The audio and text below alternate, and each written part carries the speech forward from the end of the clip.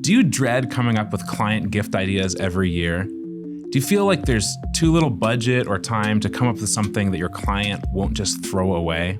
Welcome to Growing a Fruitful Brand, where we discuss how to create and grow a brand that makes the world a better place for you, your customers, and your employees.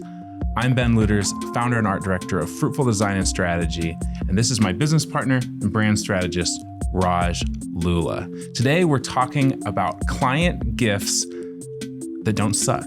You know, traditionally, there's kind of like these two schools of thought that, most companies kind of practice when it comes to client gifting. What are they, Raj? Yeah, so the first thought is what you'll see most companies do. I call it the traditional school of thought, where you put your logo on something cheap, and then you just make a whole bunch of them because brand recognition matters above all else.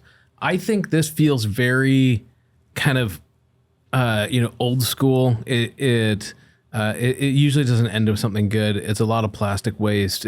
I think this direction is going to go away. I hope this direction goes away. Mm-hmm. The other school of thought is what I would call the debranded approach. There's probably other names for it, but that's where you buy your client something really nice and just count on them using it in their life. And so this is a little bit more like a hotel concierge or something, kind of that approach to thinking through your client, give them a really good experience. It's like the fancy cutlery set or something like that they'll use all the time. And you're just counting on them using it and then remembering that you're the one who bought it for them. So you don't even need to put your logo on it. Mm-hmm. There's definitely positives to that approach, but of course then it's a little bit of a gamble, because people don't have great memories. Like even we talk a lot about how when you reach out for referrals, it's such an uncomfortable thing to do. But almost every time you do it, somebody goes, "No, we love you guys. We talk about you all the time." And you go, "Okay, well, just a reminder. We do branding, messaging, websites, and so if you know anybody who's like a service-based business or is going through a transition of some kind, by the time you're even done talking, they go, 'You know what? Actually, I have an idea.'"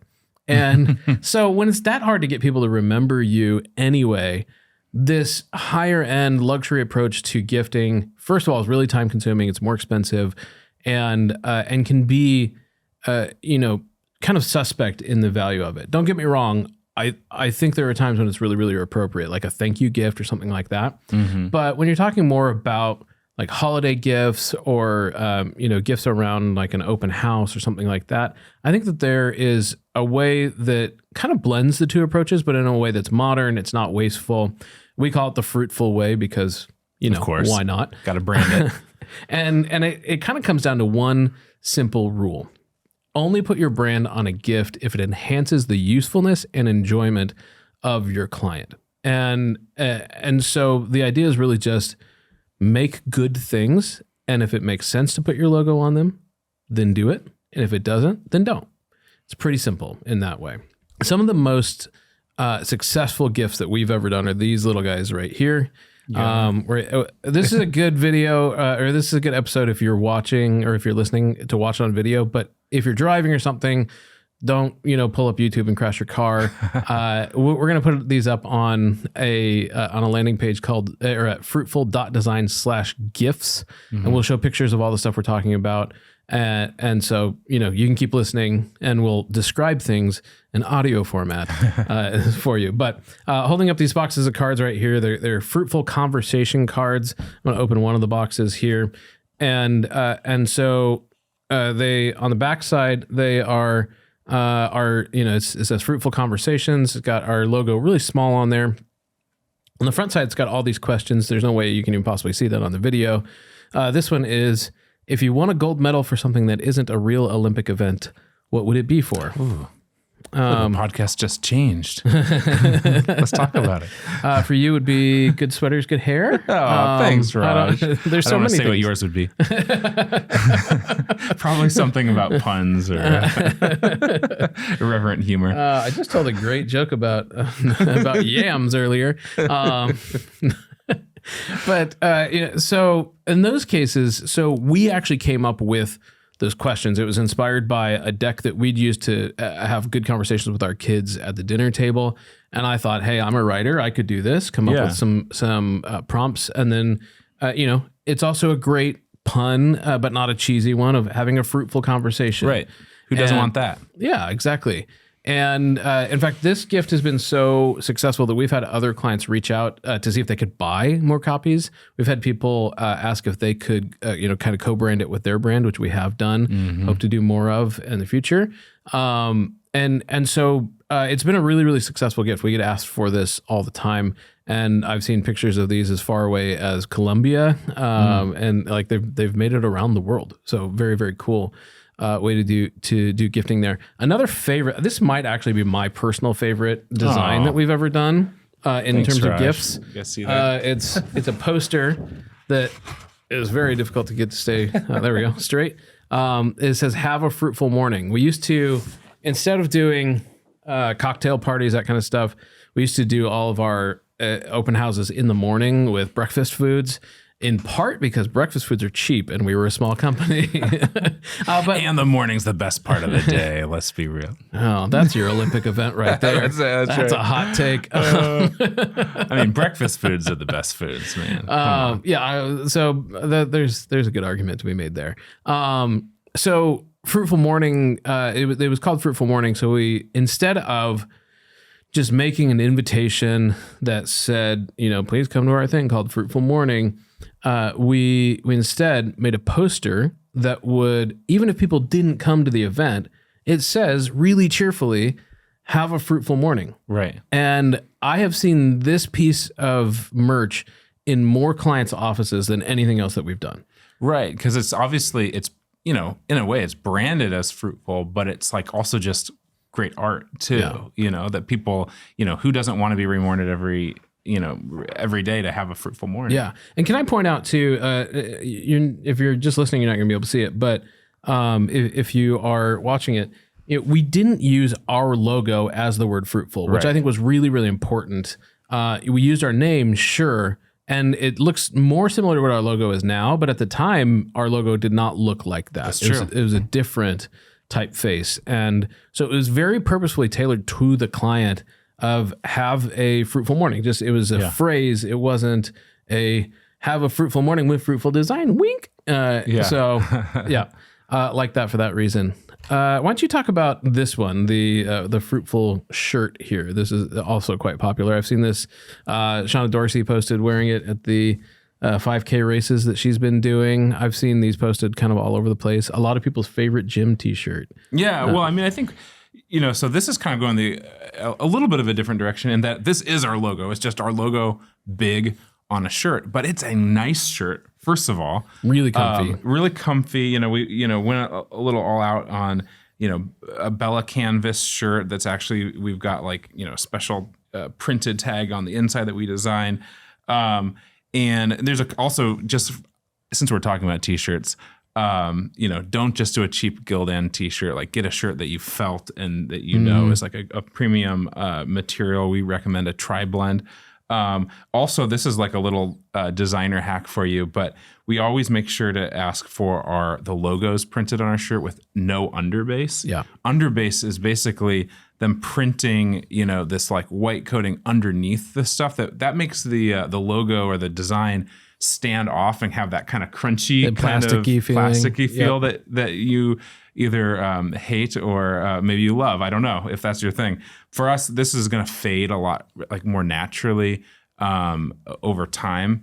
And, so this one is definitely just, putting your logo on something nice.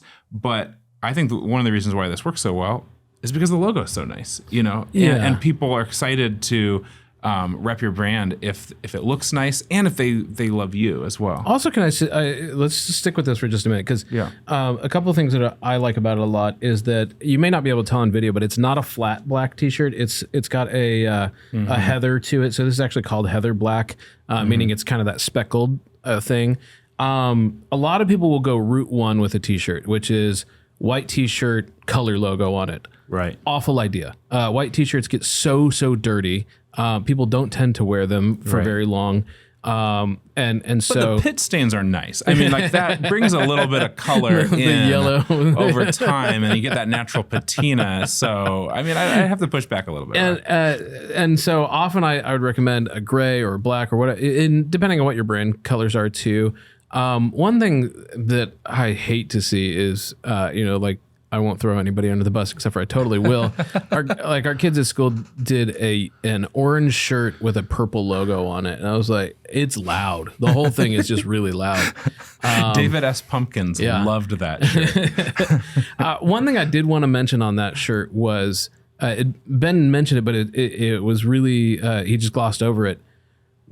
Printing the tag custom, it's a tagless shirt, but it actually on the inside has our if you can see this. It's branded again, but it's with our Fruitful Goods logo. We'll talk about that in a second.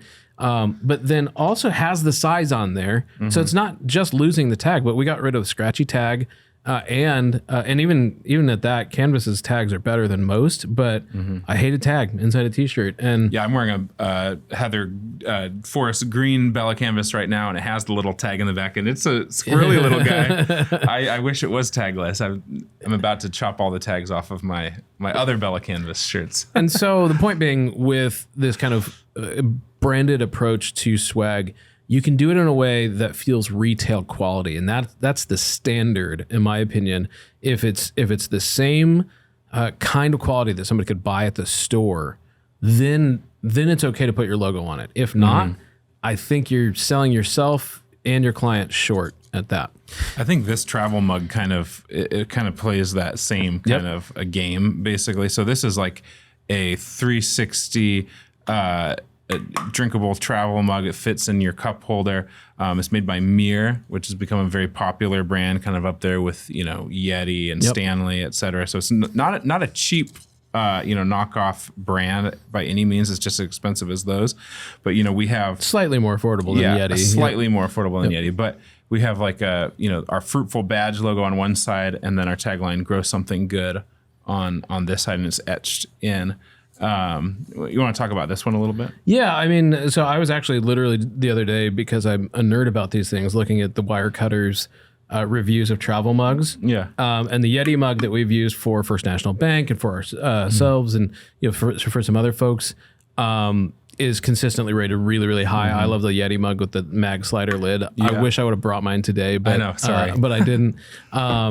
And so that's a great mug. But Mir was reviewed in the same article as that. And the Wirecutter didn't particularly love that the 360 lid sometimes is a little hard to tell if it's open or closed just visually. That's true. I've definitely had that problem. But otherwise, it's a great mug. And so the fact that something you can easily buy and brand and is more affordable than the Yetis, is it's retail quality. And so I like that. We like Mir for that reason. I love a Yeti mug if you're willing to splash out, $30-$40 a mug, which is, can be a little steep.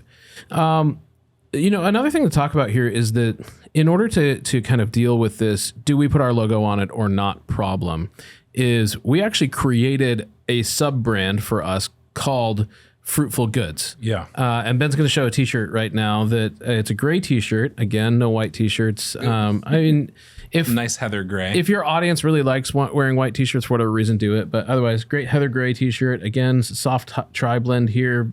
No underbase, so it's not a crackly logo on it. Looks like a cool band t-shirt, in fact, it actually looks very similar to a t-shirt that I got from the Lone Bellow when I went on tour. I would get those mixed up in my drawer, which is a great problem to have.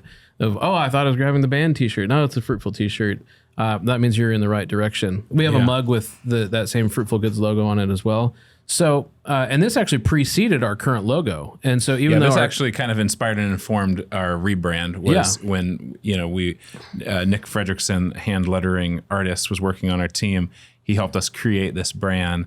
And then we tried lots of different things, and we kind of came back to this as this feels like Fruitful. This is us. And so this is really kind of the first iteration of the logo you see right behind on the screen. It helped us evolve our own brand. And so, but it was driven by this idea is this has got to be good enough that you could buy it in a store. And then, like you said, that helped push us in that direction for our own branding. Yeah, absolutely.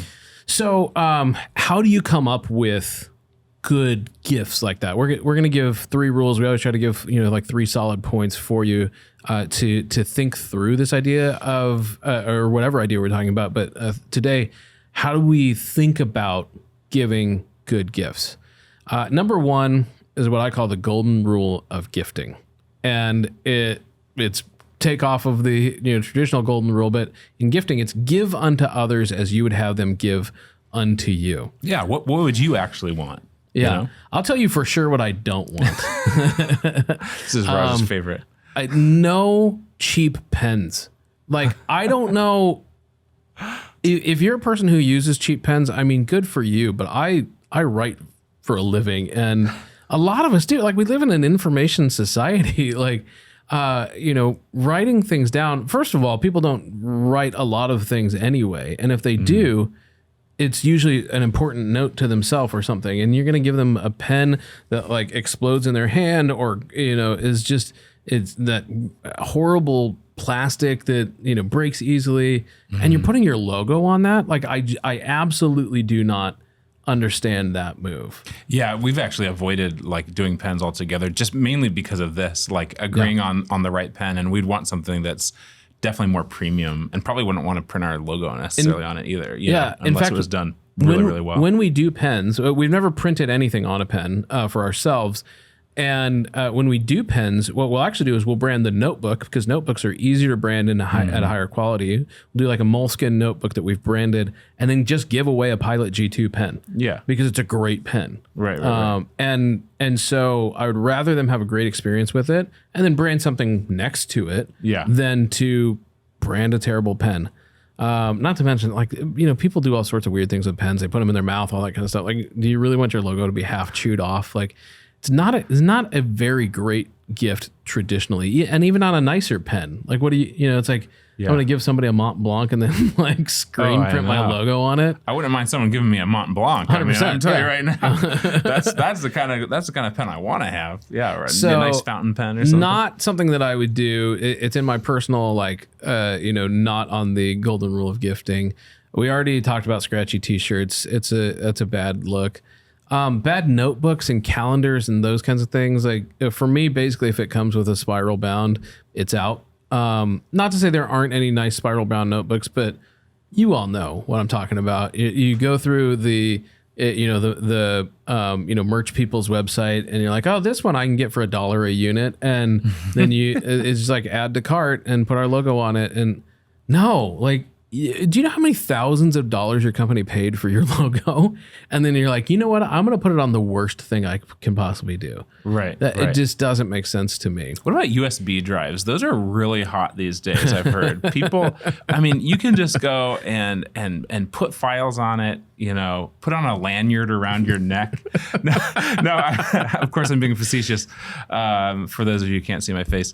But it was funny as I was looking at these old pictures of me when I was like going to college. Like, I always had a USB drive around my neck on the SanDisk like lanyard, and seeing these pictures, I could see like the lanyard peeking out from under my polo shirt. And I'm like, what was I thinking? But I was always ready. I always had my school projects ready to go. With the ladies at that time. Yeah, that's what it was. Kind of my equivalent of like a gold chain or something like that. I felt pretty cool. The designer equivalent of a gold chain. Yeah, that's right. This was pre-cloud. Oh, it was a gold-plated USB drive, and that would be fine actually. So.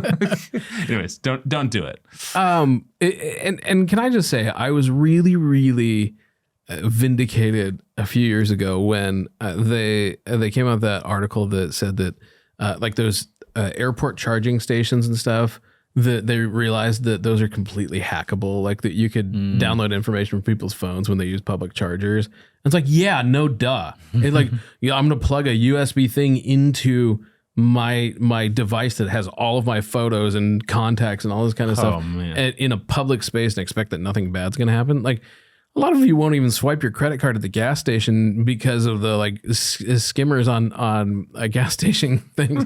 It's like, but yeah, let me just go ahead and plug my entire life into an airport charger. Like, what could possibly go wrong? Kind of same thing here. Don't give people sketchy USB drives and honestly USB drives at all, but also the really bad power banks, the little battery packs that have the like 85 Swiss Army attachments, none of which are very good, and they all break. And just don't give bad stuff. It literally, this is the golden rule of gifting. Just don't do things to other people that you wouldn't want to get. If you would not be happy getting this gift in the mail, like literally happy, not just like, oh, that's nice, but if you wouldn't be like, oh my gosh, that was thoughtful. Well, I think part of this is it takes a little bit of imagination, though. A little bit of role playing of like putting yourself in the shoes of, because it's easy to think about what you would want, but you're not necessarily your client, and so they may have things that they're into that you wouldn't be into. I think a great one that I think you should pull out actually is the belt buckle. We did this belt buckle for a client of ours, the NSG, a new Stockyard Group, and they, their audience. I don't know if you can see that box. There's a gold foil to it. Yeah, look at that gold foil. It's actually kind of a copper color foil here. Can you pull the buckle out? I will. Yeah. So basically, their audience is ranchers, and ranchers love belt buckles, and think of ranchers out in western Nebraska and stuff like that. We made this ornate, belt buckle. Oh yeah, look at that shine for those watching the video. It's kind of a copper color. Yep. And it's real solid. I mean, the thing is heavy. It's engraved. Or is it debossed? Is that the? Yeah, I think technically it'd be debossed, but it looks like it could have been, hand tooled or something like that. Yep. Definitely, a little bit more premium. But that's not a gift. Raj and I aren't wearing this belt buckle every day, but you should have seen people's faces light up when this thing went out in the room when they unveiled the brand. This kind of accompanied the announcement of the brand. In a public, in a in-person setting, and they had interns walk around and hand out these gifts, and it made a big splash, and it's a big pretty cool thing. Definitely a premium thing that you don't get every day. That's very special and very tailored, and so I think part of it is like putting yourself in the shoes of your client. Or if, in our case, we were designing for our client's kind of client. And so it just takes a little bit of imagination of kind of putting yourself in their shoes, what they like. They probably still wouldn't like crappy pens though. So. No, 100%. No. Like it's just. Every once in a while you might find someone, but in general. So knowing your audience, thinking about what you would enjoy if you were them.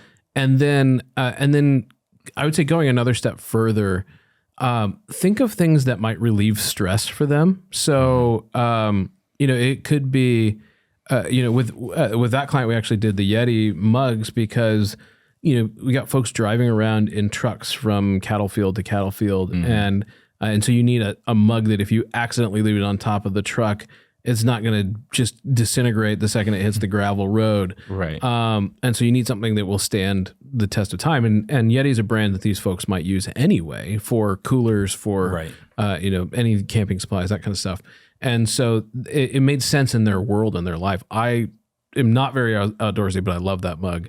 And so think about something that might relieve stress, but then also think of something that might feel like a treat or extravagance, such as, like the belt buckle, for example. Like, who's going to make their own custom belt buckle? It's just not likely to happen. So something like that, something that they might just really enjoy. I've got a cheaper example here. This is from Ren Motion, from our buddy Jacob Willis over there at Ren Motion. This is a logo that we made, but we didn't actually make this piece of merch. It's just a screen cleaner. Which I think is brilliant. It's got his logo on both sides. It's the same green as his brand, and it's got two different versions of his logo on each side. I don't know who printed these, but these are really great. And one thing I really like about it is that he makes videos, and watching a video on a dirty screen is a bad experience. So he actually helped them enjoy his product more on a clean screen. And I wonder if he thought that all the way through. I don't know. It's brilliant. If you're listening, Jacob, great job. Yeah, I'm just going to assume you're a genius. Yeah. I think what it came down to is like, because I feel like him and I have talked about this, like he just always wanted one himself, like for cleaning his camera screens, and he wears glasses, and like, it was just like one of those things where he's like, man, where's my screen cleaner, kind of a thing. And it's like, I bet other people have that same problem. And that can be a good hunch often, follow that. Like if there is something that, I just wish I had that, that can be a good kind of thing to follow. Another thing that kind of comes to mind, we don't have an example today, but we've co-branded so Hardy Coffee. Here's a mug that we designed for them. But Hardy Coffee, we've we've done co-branded packaging with our Christmas gifts. And we've even done that with other clients for their gifts as well, partnering with Hardy Coffee. So that's literally where it's Hardy Coffee beans, and then we design a special label that goes on, branding that, branding the actual roast with your own design, have your logo, have Hardy's logo. It's this kind of co-branded thing that feels really good. Premium, small batch, hand roasted local coffee. And you get to kind of piggyback on that brand and that brand recognition too, which is super cool. And it just feels really premium, but it's not, you're paying wholesale prices for the coffee. Yeah. And I don't know if we had anything to do with it, but one of the clients we did this with was First National Bank. And I know for a fact that Clark Lortzen, who leads the bank, wanted more coffee when his ran out of his gift box. And of that Hardy coffee blend. And now Hardy has helped them redesign their coffee shop in the tower. So cool. And I assume serve Hardy coffee now. And so it's like, I don't know if the mandate came on from on high. I was like, you know what coffee I really want in the bottom floor of this building here? Well, I know Clark's listening right now. And so we'll probably get an email. No, but it's probably honestly the strength of Hardy Coffee's brand that made that whole thing possible. And it was great to be paired with somebody who's so well respected in our community as an entrepreneur, and as a great coffee purveyor. And it was a no-brainer for us since we've worked with them as actually a client. And so, hey, we did the design for all their packaging and stuff like that. So it really made a lot of sense for us. But, for you, in your own context, in your own, where you're at, who are some, cool local companies that you could partner with to provide cool merch for your clients? Yeah. Every one of you who likes or subscribes to our podcast makes my kids feel like we're famous. And to be honest, that's all I'm really doing this for. So another thing that we've done, I'm not a big food as a gift person. I don't like that as a concept because you send somebody, especially around the holidays, you send somebody something chocolate and maybe it's got your logo on it, or maybe it's in a bag that's got your logo on it. They eat it or it melts in their car or whatever. And then it's gone. So, even worse than the thing that you buy, the knife set or whatever that you buy that you hope they'll remember you. Nobody's going to remember you. They remember you as they have the stomach ache and they're laying there or on the toilet. They do think of you then. I also think it's just it's so root one when, it's like, oh, it's the holidays. Let's buy sweets. And it's like, right. Everybody has that thought. So you get 1 million sweets at the holidays and you don't get any in July. Send me chocolate in July. Send us chocolate. Now that's when it really melts. You don't have to worry so much around the holidays. Send me a Coneflower Creamery gift card in July, and you will be my best friend. Anyway, I think food at the holidays, especially, is can be a tough hang. However, I understand the drive to do it, especially if you are supporting local merchants. And that's one reason we like coffee is because it lasts longer. So you're talking a few weeks, depending on your coffee addiction, but you're at least a few days that somebody's using this. So it's not just a one-time experience. And hey, they may order more is another part of that.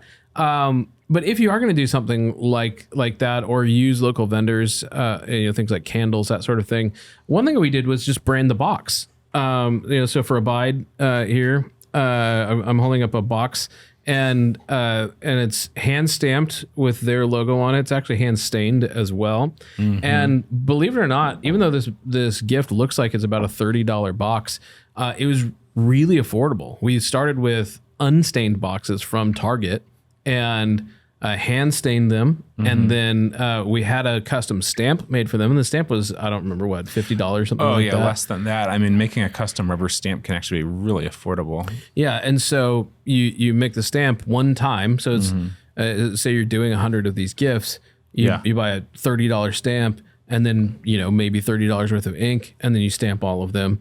And so now you've kept your unit costs down really low. Right. But you are providing something that feels really premium. And people keep these boxes. They use them for stuff, This one's probably 5 years old, and I had to dump stuff out of it in my office in order to show it on the podcast. I've seen people using them as like monitor stands and stuff like that. Also being called out here. Raj does that too. But like, yeah, it's kind of funny, like, investing in just like, the thing that is holding your gifts can actually be a really great gift in and of itself. And, I think we did this for ourselves and the client saw it. And then that's when Abide was like, oh, we want to do that. This is a great, they had a bunch of different like local providers of different things they wanted to give out as their holiday gift. I was like, this is a perfect size container. You can fit anything. Yeah, we did them for FMBO too. Oh, that's right. So we've done this a few times now. Yeah. And for this one in particular, it does take a little bit of extra work with the hand staining, et cetera. But it's that kind of thinking, like, what can I do that, someone might reuse? What can I do that can, make something feel more premium? What would I actually want? Yeah, and I'd actually want, exactly. Yeah, and we definitely do want these because we don't like it when other people swipe them. It's like Raj is always trying to protect his boxes. Oh, yeah. We have to buy extras a few times and stain them. Yeah. Okay, so that's rule number one is the golden rule of gifting: give unto others as you would have given unto you. Yeah.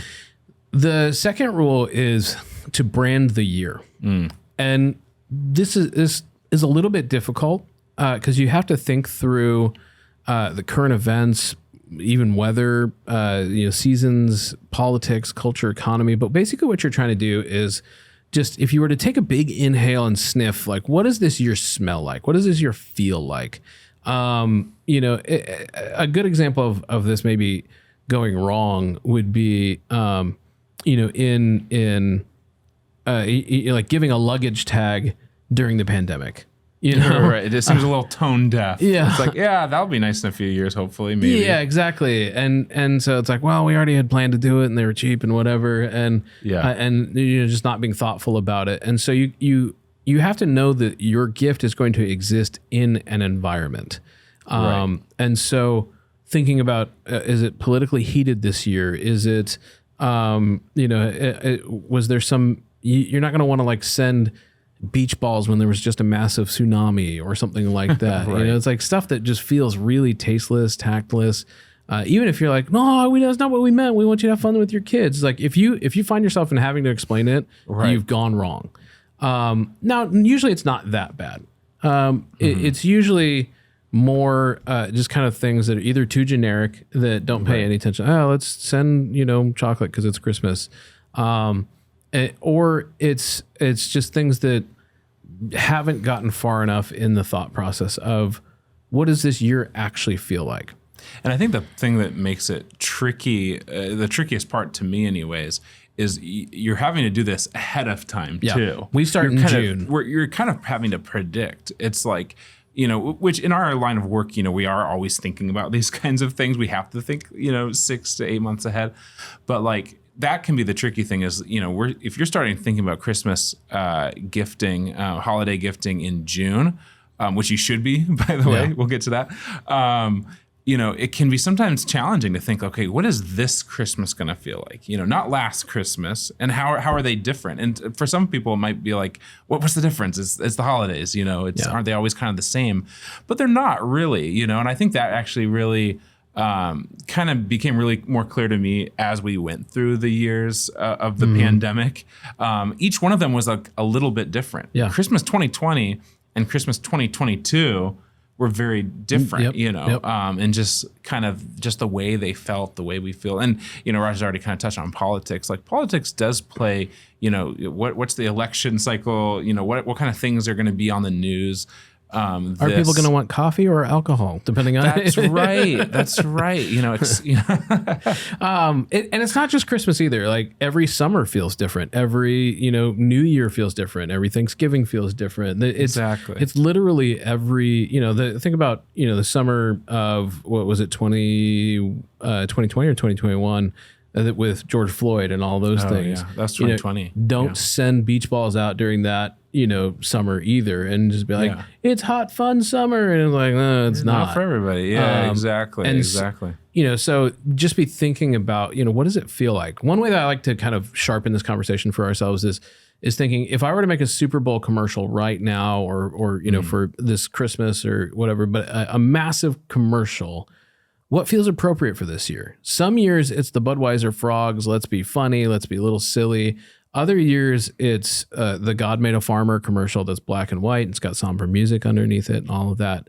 And you can gift into those things. 1 year, I think it was 21, we did blankets because it was like, people shouldn't really still be going out that much. There's still, we're kind of wrapping up, COVID stuff here.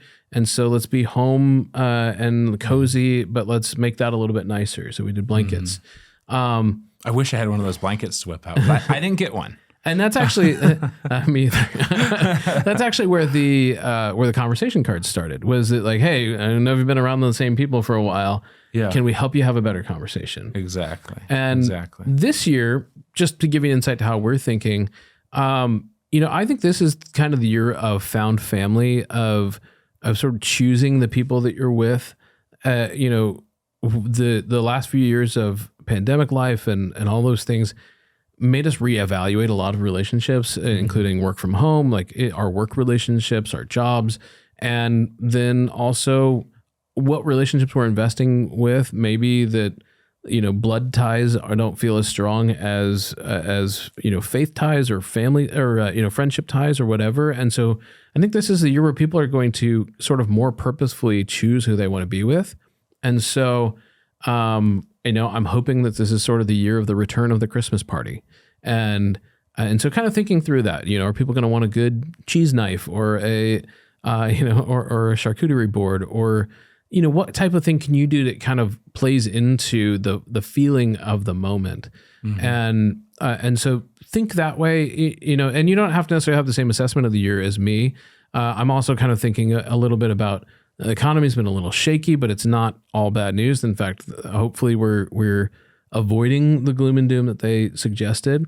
And so, again, hopefully maybe people are a little bit more almost like sort of post World War II, coming out of the shock and the horror of things and kind of rebounding a little bit. Well, and I think the important thing to just keep in mind as Raj is saying all this stuff is, he and all of us as a team, we're kind of assessing this from our own viewpoint and the viewpoint of our clients. And, maybe your clients, they're kind of in a completely different world, or they see things a little bit differently. Yep. And so your industry could be hit really hard. Yeah. Your industry could be hit really hard, or it could be, booming, doing great, so it really kind of depends, geographically, socioeconomically. There's so many factors that can really affect what that's like. And so you can't just, this is what the brand of the year is for everybody. It's like, it's not really that way. Yeah. And so kind of depending where you are, regionally,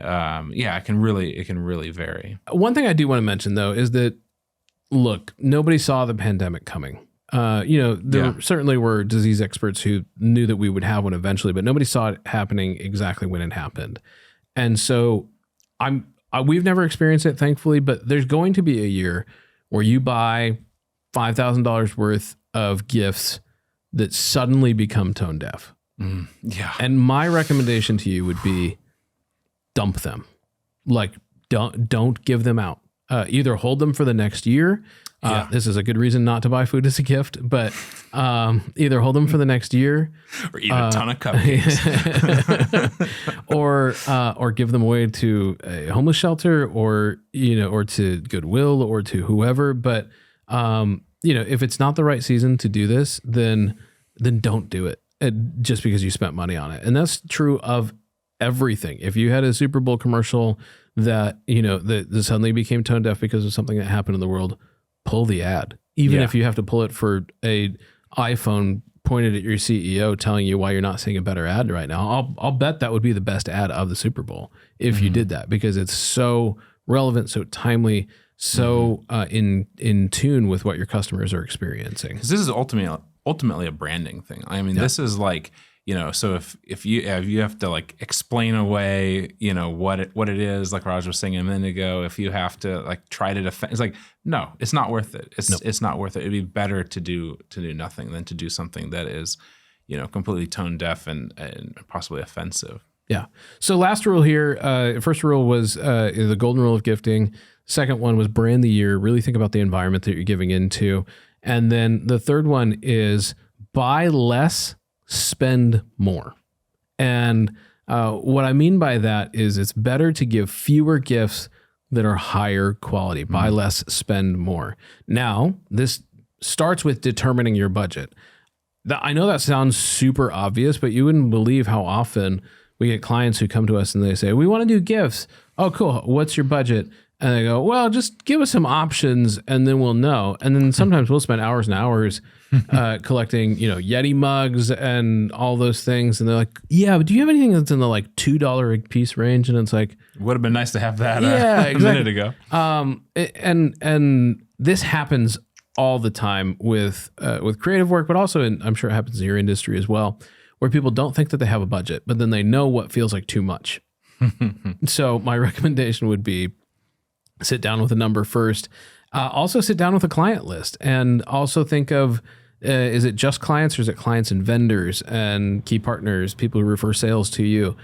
Who needs to be on this list? How many people are on that list? There's a really simple, obvious thing that you do next, which is divide your top total budget by the number of people that are going to be getting gifts. I would recommend, probably 10, 20, 30% more than, because there's always the like, did anybody think of Mike? And it's like, oh no, sorry, Mike. Mike. And so order a few extra and even if you have extra, give them to your mom and dad. You wouldn't believe how much your parents or, your employees' parents appreciate seeing that their kid works at a real company, and then our parents have definitely gotten some Fruitful gifts before. Yeah, my mom will text me every once in a while. She's like, "Can I get another tumbler?" And it's like, "Yes, of course." Determine your budget. Divide by the number of people who are going to be getting the gifts. Make sure to leave some room for extras. Also, don't forget postage if you're mailing stuff. In order to do That's always this. the one that gets you. So after all of that, now we're going to spend $10 a box. We're going to spend $20 a box, $50 a box, whatever your number is.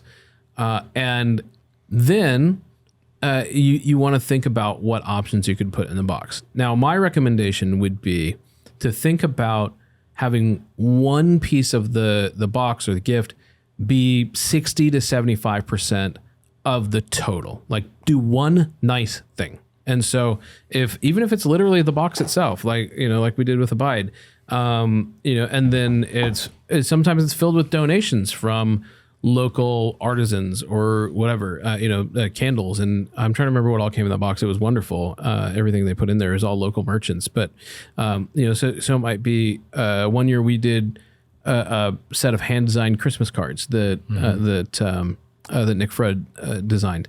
And so, just think of what that like kind of cornerstone gift is going to be. 50 to 75% of your total budget, I think, should go to one thing. That's total budget after postage, of course.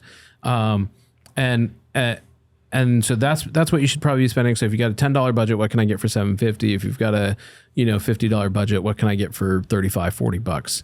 And so then you're thinking, don't just if you got a $50 budget, don't put $50 worth of $1 pens in there, or whatever. That's a great idea. Buy one nice thing. Yeah. And the standard there is if I'm going to do a coffee mug or if I'm going to do a shirt, how confident am I that it's going to deserve a place in their cabinet? Mm-hmm. If I'm not 100% confident, I'm not going to do that gift.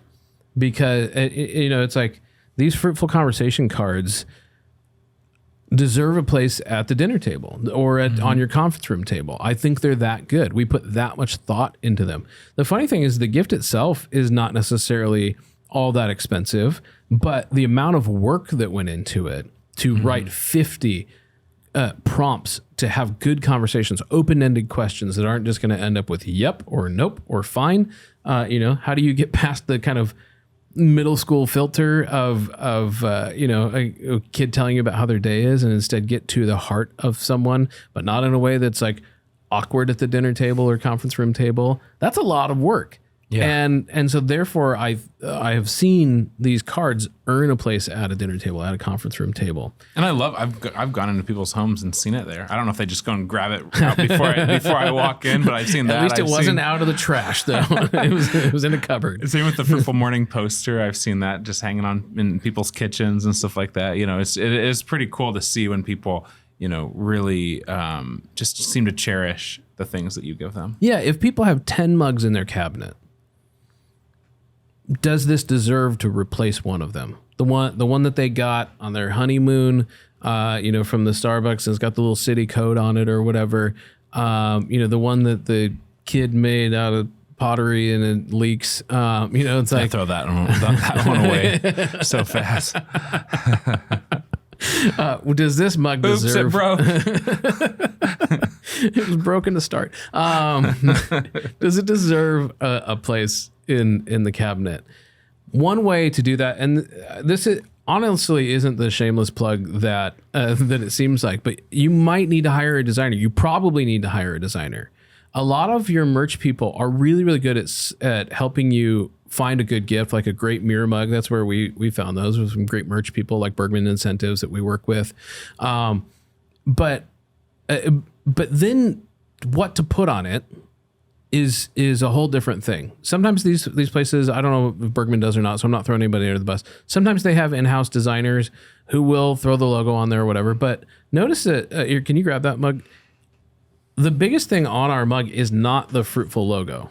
It's this phrase that we use around here that, and in fact, we'll use it at the end of the podcast here. It says, grow something good. I don't know how to get it in focus here, but grow something good on the mug. And so the strategy of coming up with what's on it is as important as the thing itself, making it look good. One of my favorite examples here too is, we have these Fruitful pins that I'm showing. I personally actually voted against this option because it was very hipster, very cool at one point to put enamel pins on your backpack. Probably still is. And I was like, I'm too old for this. But it's a very nice looking pin. You guys did a great job. And I've seen these all over the place too. I was wrong. But I mean, you're not wrong. You are not hip. I mean, you were right. This was not for you. But one thing you'll notice is if you're watching, it's on a card that says Fruitful Goods Co. Our goods sub brand here. On the back, the card is branded as well, and it's really just thoughtful, as opposed to coming just in a like cheap cardboard thing that it says made in China on it or whatever. It was thoughtfully done. Same with the removing the tag from the shirt and putting a designed tag that took design time to make it a tagless T-shirt that you could still tell what the size was by just quickly looking underneath the lapel. So it's worth investing in the design of the thing. The boxes are a great example of that. The belt buckle is a great example of that. If you're going to do especially branded items, then you definitely need some professional help, both from designers and from professional merch people who know how to help you meet your budget with the options that are available to you. So those are Fruitful's 3 rules for client gifting. And just to recap, we are talking about, the golden rule, which is, don't buy your client something that you wouldn't like yourself. To work hard to brand the year, to really, think about like what does this year feel like? What will it feel like for our clients? And then to buy less and spend more. That, fewer gifts that are higher quality is always going to be the better way to go. And so to close, if you haven't started thinking about holiday gifts, you probably should do that. It's very late in the game. Yeah, exactly. Try to get on that as soon as you can.